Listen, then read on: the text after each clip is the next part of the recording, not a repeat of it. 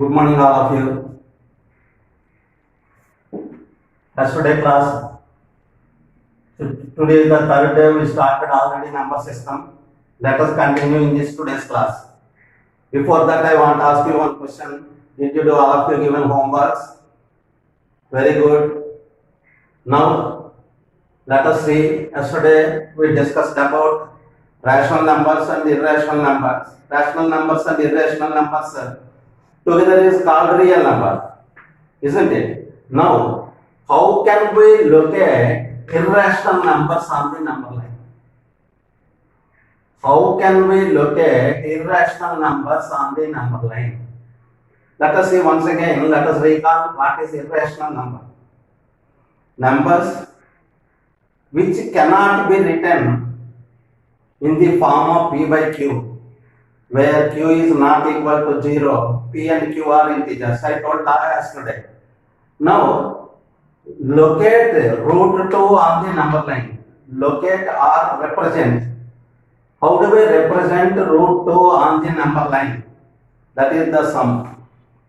Now, let us see here. OABC is a square. OABC is a square. Now, consider a square OABC with its side 1 unit in the length. Length means OA. You know pretty well. In a square, all sides are equal. If it is OA 1 centimeter, 1 unit, AB also 1 unit. Now, join OB. In this square, you know, each angle is 90 degrees. If angle A is equal to 90 degrees, what is the side opposite to 90 degrees? OAB is a right triangle. Right triangle or right angle triangle. If angle A is equal to 90 degrees, what is OB? OB is a hypotenuse. OB is a hypotenuse. What is meant by hypotenuse? In a right angle triangle, the side opposite to 90 degrees, the side opposite to right angle is known as hypotenuse. Hence, OB is equal to hypotenuse. That means, according to now OA we know, AB we know, let us find out the OB value. How do we find out? This is angle O, triangle OAB is a right angle triangle.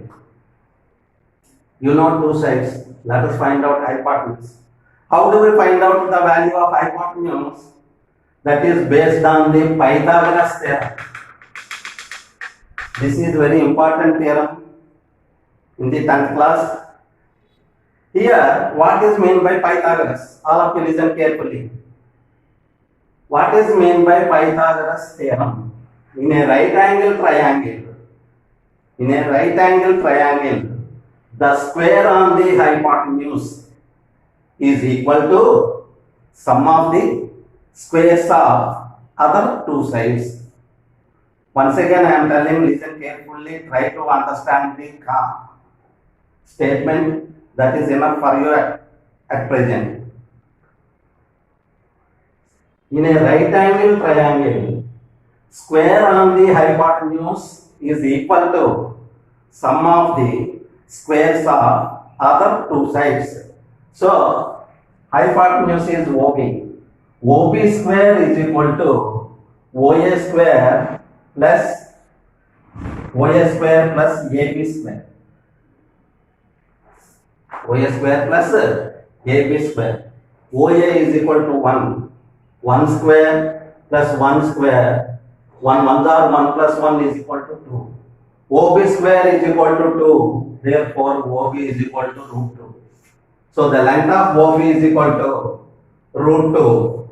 Now, consider a square OABC with each side 1 unit in length by the Pythagoras theorem. OB is equal to, just now I explained here, root 2. Now, how do we represent root 2 on the number line? Now we got the value of root 2. According to the sum also it is given. Now let us represent root 2 on the number line. Here, all of you listen carefully. Here, this is a figure. This is known as root value. Transfer the figure on the number line. Transfer the figure is nothing but bring this figure onto the number line, making sure that the vertex O coincides with 0. This is 0. This vertex must coincide with 0. Now, that means you bring this figure as it is and put it on the number line.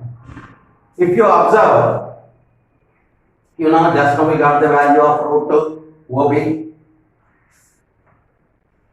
Using compass, where location, locate means where is that root 2 on the number line, now I am explaining.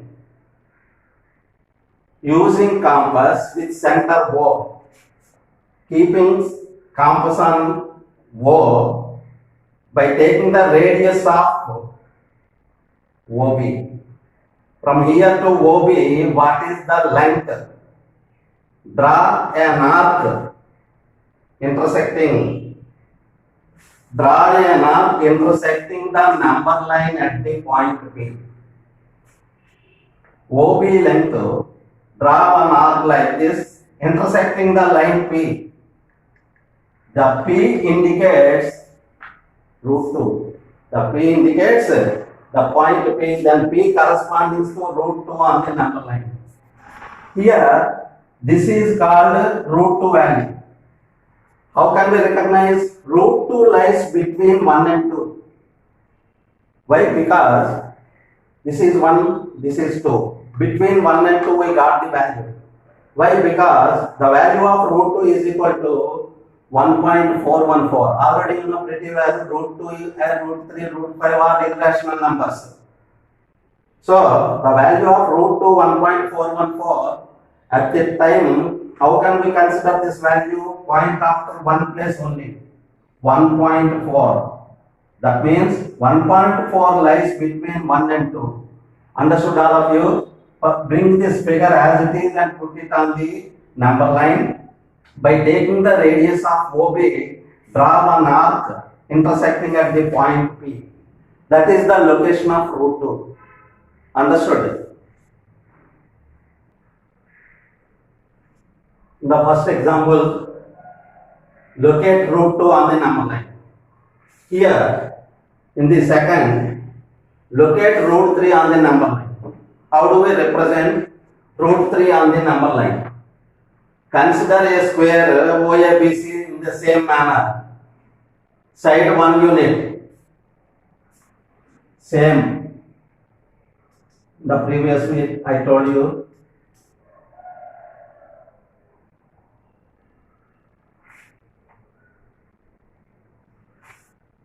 Take triangle OBC is a right angle triangle. So, angle B 90 degrees. OC is equal to hypotenuse. I told already. OC square is equal to, this is root 2. Already we found OC square is equal to, this is root 3. This is root 2, this is 1. Already we found the value of root 2 previously. Root 2 whole square plus 1 whole square. Root 2 whole square, root 2 into root 2 is equal to 2. Why? Because root 2 into root 2 is equal to root 4. Square root of 4 is 2. That means 2 product of 2 equal irrational numbers is same number. Root 2 into root 2 is equal to 2. Root 3 into root 3 is equal to 3. Root 5 into root 5 is equal to 5. In the same manner, 2 plus 1 is equal to 3. OC square is equal to 3. OC is equal to root 3. In the same manner, how do we represent root 3 on the number line? Transfer the figure onto the number line, making sure that the vertex of O coincides with 0. In the same manner. After that, draw perpendicular. What is meant by perpendicular? Perpendicular is nothing but If angle between two lines is 90 degrees, the angle between two lines is 90 degrees, then we can say that both are perpendicular to each other. That means here, transfer the figure on the number line, construct BC is equal to 1 unit perpendicular to OB. Using Pythagoras theorem, we got just now root 3 value. Next, perpendicular to B, 1 unit. 1 unit perpendicular to B means produce this B. This is perpendicular 90 degrees. Now, how do we represent root 3 now? In the same manner, using compass with center O and taking the radius of OC. Why? Because this is the value, this is 1, this is root 2 and this is root 3. Now let us measure using the compass with center O and taking the radius OC. Draw one arc like this, intersecting the number line at the point Q. The Q indicates the value of root 3. Understood? Here, by this way we can write root n. Root n is nothing but we have taken root 2, root 3 and etc. Root 5 like that also we can measure. But if you observe, the value of root 3 is equal to 1.732. The approximate value is 1.7 is the nearest value. So 1.7 lies between 1 and 2. This is 1 unit, this is 2 units. Between 1 and 2, 1.7 lies. Hence the value of Q is equal to root 3.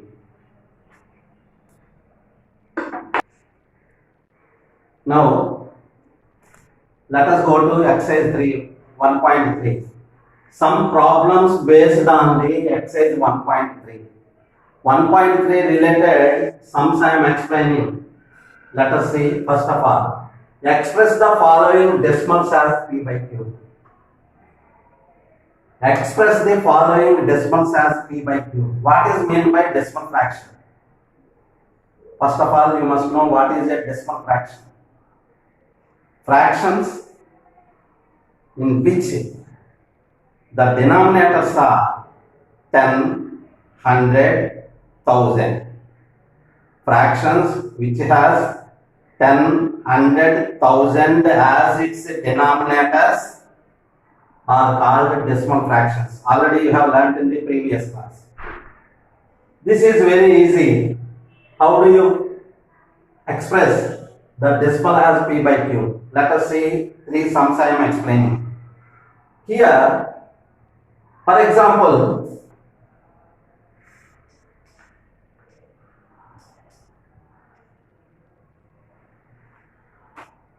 let us see the sum. 356.428. Let us expand. How do you expand?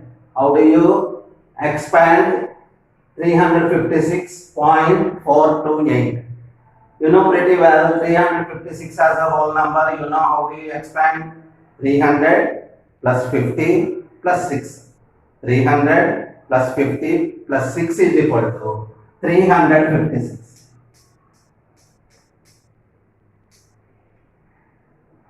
Plus point after first place I told yesterday 1/10. 10th means 1 by 10. 100th 1 by 100. 1000th 1 by 1000.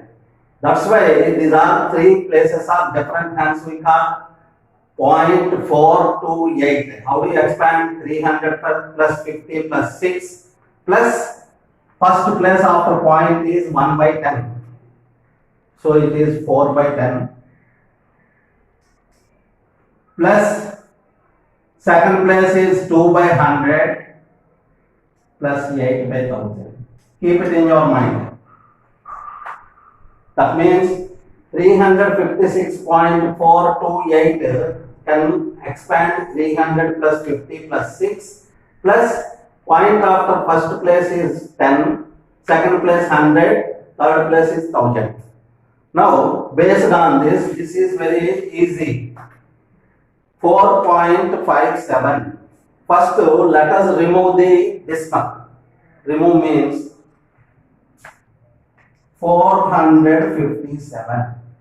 Remove the decimal. Point after how many digits are there? 2 digits. 2 digits I told already. First place is 1 by 10. Second place is 1 by 100. That means remove the decimal point. Write the number as it is in the numerator. And in the place of point, write 1. It is nothing but point after 2 places are there. Second place is 100. And 457 by 100, this is in the form of P by Q. P by Q is nothing but rational form. Yesterday I told you. So 4.57 can be written as P by Q form. 457 by, in the place of 0.1, how many digits are there? 2 places. Write 2 zeros. Like that you can say either it is 1 by 10, 1 by 100. 2 places are there. This is 100 place. So 1 by 100. 457 by 100. Here, when it comes to second sum, what is the whole number here? 0. You know pretty well. Before 0, any number has no value. By placing as many zeros before the number, there is no value. After the number only, point increases 10 times. So 0.128, let us remove the point, and 0 has no value, hence this can be written as 128 by, here point after how many? 3 places. How many places? 3 places. So if how many places are there? If there are 2 places, we kept already 2 zeros. In the place of point 1, point after 3 places are there, hence put 3 zeros. Hence 128 by 1000. 128 by 1000. In the same manner, 25.32. Remove the decimal.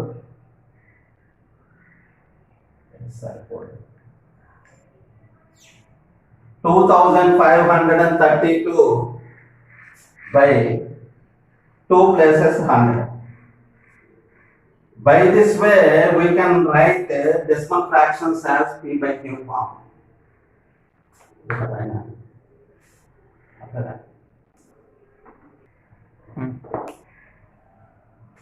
Remove the decimal 2532 by, in the place of 0.1, 2 places digits are there, 2 zeros. Answer 2532 by 100 is the P by Q form of the decimal. By this way, we can write decimals as P by Q.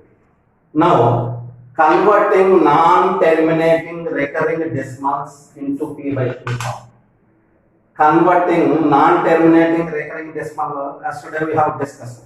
Point after as many digits are there, limited digits are there, that we can say is terminating decimal, otherwise non-terminating recurring decimal or repeating decimal. Here in the form of P by Q, let us see, there are 3 sums I am explaining. All of you listen carefully. These are all type of sums you got already in the previous class. Now, let us see first sum. 0.54 bar. Yesterday I told you bar is nothing but the number which is recurring. The number which is recurring. So 0.54 bar can be written as 0.54, 54, 54, etc. This value. So let us think that this is X.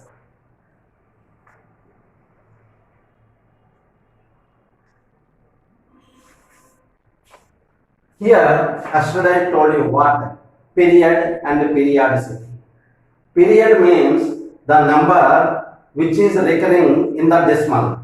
If you observe this, 5 4 is recurring. Hence, 5 4 can be called as period. Number of digits recurring in the decimal is known as periodicity. Here it is very important. 5 4, how many digits are recurring? 2 digits are recurring. If 1 digit is recurring, multiply by 10. 2 digits are recurring, multiply by 100. 3 digits are recurring, multiply by 1000. 1 digit by 10, 2 digits by 100, 3 digits by 1000. Now let us come to here 2 digits are recurring, 5 and 4. Answer, x multiplied by 100. 100 into x is equal to 100x. When it comes to decimal multiplication, when we multiply by 100, point moves 2 places to the right side of the number. This is easy concept. We have learned in the 4th and 5th class. Unnecessarily you need not multiply the given sum by 100. So 100 there are 2 zeros, multiplying 2 places move right side. Here I told just now the point before 0 has no value, we can leave it 0. So if the point moves 2 places, that becomes 54.5454, etc.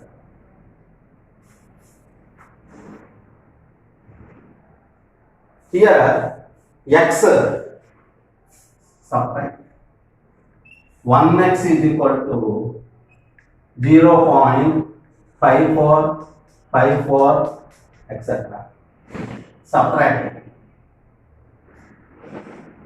100 minus 1, 99x is equal to 54. This is 0, cancel. 99x is equal to 54, therefore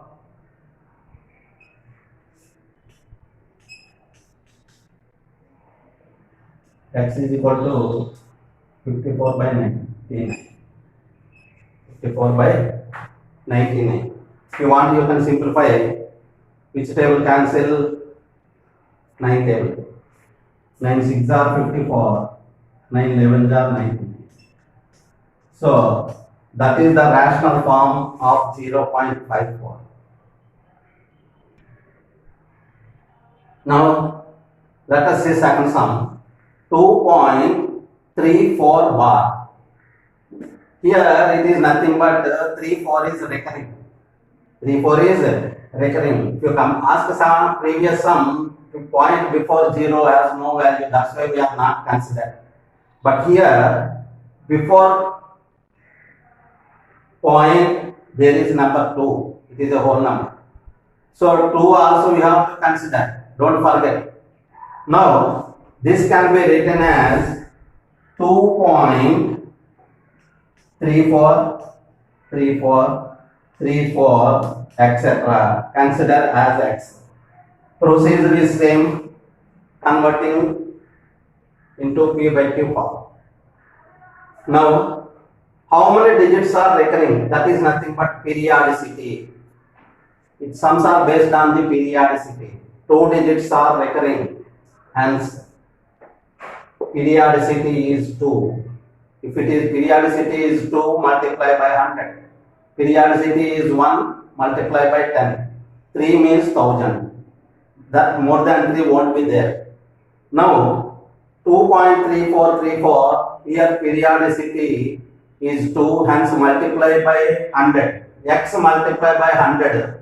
Procedure is same. 100x is equal to point moves 2 places.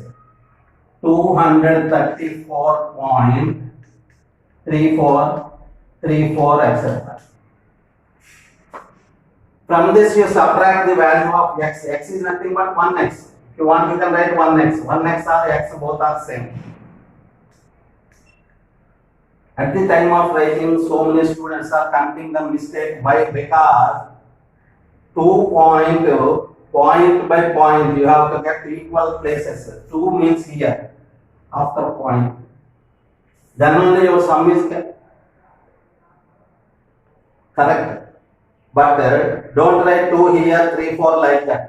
These all point after places all must comes in the same column. That is more important. 2.34, 34 dots. Dots are more important. Why? Because this is recurring, repeating. Dots means infinite number of. Now let us subtract. 99x is equal to same 232. Point after zeros to no value.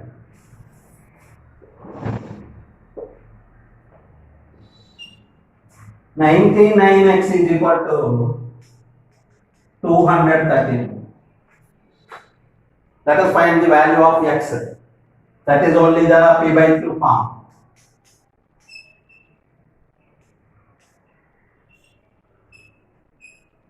Understood all of you? Before going to start homework, let us practice the sums which I am explaining in the today's class. That is more important. Try to understand the main concept, what is the procedure, then only it is easy to do your given homework. Now, when it comes to third sum, it makes no difference between first sum and second sum and third sum. Why? Because here 0.363636 also can be written as 0.36 bar. For example, if your question is 0.36 bar, we are writing first of all 0.363636. So in the place of 0.36 bar, he only gave you 0.363636. Are you following? That is the only difference. Everything is same. That is considered as x. Here 36 two digits are repeating. 100x is equal to 36.3636. Subtract 1x. Remaining is 99x is equal to 36. If 99x is equal to 36, x is equal to 36 by 99. 9 table, 9 fours are 36, 9 11s are 99. So the value of x is equal to 4 by 11. Now, I am giving exercise 1.2 and 1.3 as homework. All of you listen carefully. State, I am giving here 3 questions. Right? Whether it is true or false, yesterday we wrote same answer. Justify if it is true. Why it is true, if it is false, why it is false. Every irrational number is a real number. First one, every point on the number line is of the form root m, where m is a natural number. Every real number is an irrational number. For this 3, first let us, before doing the sum, let us revise once the CW notes. Try to understand and answer the first sum. Already show how root 5 can be represented on the number line. Root 2 and root 3, which I explained already. Root 2 plus root 3, if you do, you will get the root 5. So in the same manner, you try half the second sum. Try means till you should get some idea. Try means till you get the sum, you have to practice like that. Next, when it comes to exercise 1.3, just now I explained some sums. How do we represent? These are all 0.6 bar, 0.47 bar, 0.001 bar. These are all recurring decimals.